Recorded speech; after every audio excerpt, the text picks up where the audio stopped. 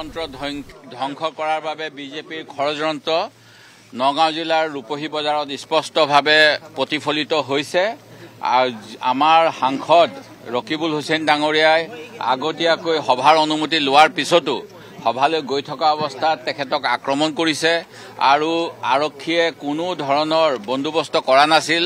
তেওঁলোকৰ তথ্যও আছিল তাত কিবা অসুবিধা হ'ব পাৰে, কাৰণ আগতে সেই অঞ্চলত উত্তেজনা হৈছিল। আৰু এইখিনি কৰি গণতন্ত্ৰক ধ্বংস, কংগ্ৰেছ কৰ্মীক হতাশ আৰু আমাৰ সংসদৰ এটা ৰাইজৰ প্ৰতিনিধি এজনৰ চলাচলৰ ক্ষেত্ৰত যি বাধাৰোপ কৰি পেলাই কংগ্ৰেছ দলক আগন্তুক সময়ত বা বিৰোধী যিসকল শক্তি এইসকলক যে অসম চৰকাৰে বাধা দিব বিচাৰিছে, তেওঁলোকৰ বিৰুদ্ধে যাতে জনমত সৃষ্টি কৰিব নোৱাৰে বিৰোধী দলসমূহে, তাৰ যি প্ৰচেষ্টা ইয়াক আমি নিন্দা কৰিছোঁ, গৰিহণা দিছোঁ। মুখ্যমন্ত্ৰী মহোদয়ৰ যি বিবৃতি অতি পুতৌজনক। তেখেতে কালি কৈছে যে ৰূপহীহাট আৰু কি অঞ্চলবিলাক সামগ্ৰী তেখেত অসম চৰকাৰৰ অসমৰ ভৌগোলিক সীমাৰ মুখ্যমন্ত্ৰী, ভৌগোলিক সীমাৰ গৃহ দপ্তৰৰ মন্ত্ৰী। তেখেতে এনেকুৱা দায়হৰা মন্তব্য দিব নালাগে।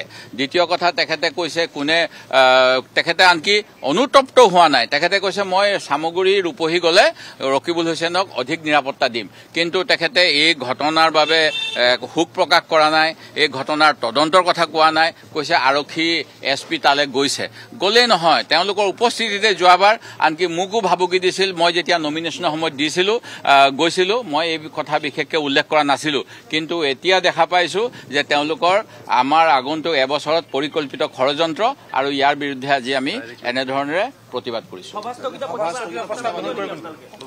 হয় আমি আনিম।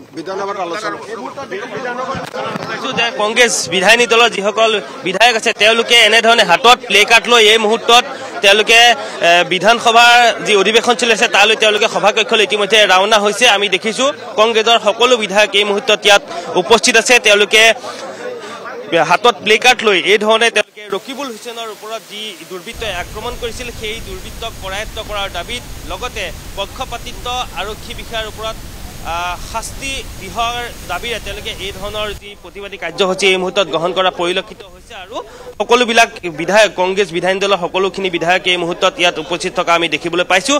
গতিকে দেৱব্ৰত শইকীয়াৰ নেতৃত্বত তেওঁলোকে সাংসদ ৰকিবুল হুছেইনক যি আক্ৰমণ কৰিছিলে সেই আক্ৰমণৰ দুৰ্বৃত্তক তেওঁলোকে কৰায়ত্ব কৰাৰ দাবীত এই ধৰণে তেওঁলোকে প্ৰতিবাদ সাব্যস্ত কৰা পৰিলক্ষিত হৈছে।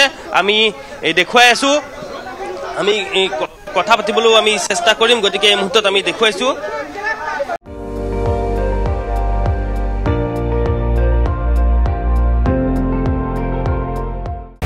আপুনি চাই আছে ND24, সৰ্বশ্ৰেষ্ঠ নহয় সৰ্বোত্তমৰ দৌৰ।